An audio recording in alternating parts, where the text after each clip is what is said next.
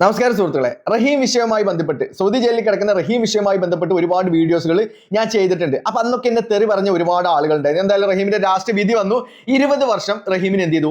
തടവ് ശിക്ഷ വിധിച്ച് അടുത്ത വർഷം റഹീം മോചിതനാവും എന്നൊക്കെ പറഞ്ഞുകൊണ്ട് കമ്മിറ്റി ജനങ്ങളെ കണ്ണിൽ പൊടിയിട്ടു എന്ന് പറയാം. എന്തായാലും പുതിയൊരു ന്യൂസ് വന്നിട്ട് റഹീം വിഷയവുമായി ബന്ധപ്പെട്ട് ദിയാദനൊക്കെ കൊടുത്തതല്ലേ, ദിയാദനം കൊടുത്തതിന്റെ പേരിലായിരിക്കും ഈ ഒരു സ്നേഹ സമ്മാനം, അതായത് പ്രോസിക്യൂഷന്റെ വക ഒരു സ്നേഹ സമ്മാനം. എന്തായാലും ന്യൂസ് കാണി, എന്നിട്ട് ബാക്കി പറയാം.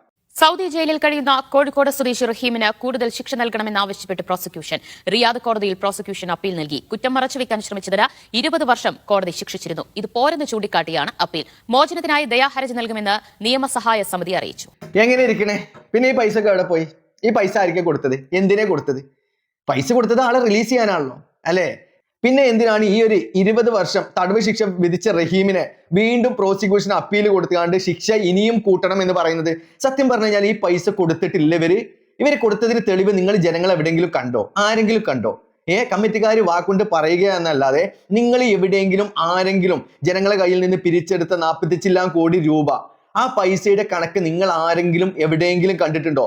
ഈ പണം കൈമാറി എന്ന് പറയുകയല്ലാതെ ഇവർ എംബസി വഴി കൈമാറി, മറ്റേ ആൾ വഴി കൈമാറി, മറിച്ച ആൾ വഴി കൈമാറി, ഔട്ട് ഓഫ് കോർട്ട് സെറ്റിൽമെന്റ് നടത്തി എന്നൊക്കെ പറയല്ലാതെ ഈ പൈസ കൈമാറിന്റെ എന്തെങ്കിലും രേഖകൾ ജനങ്ങൾ ആരെങ്കിലും കണ്ടോ?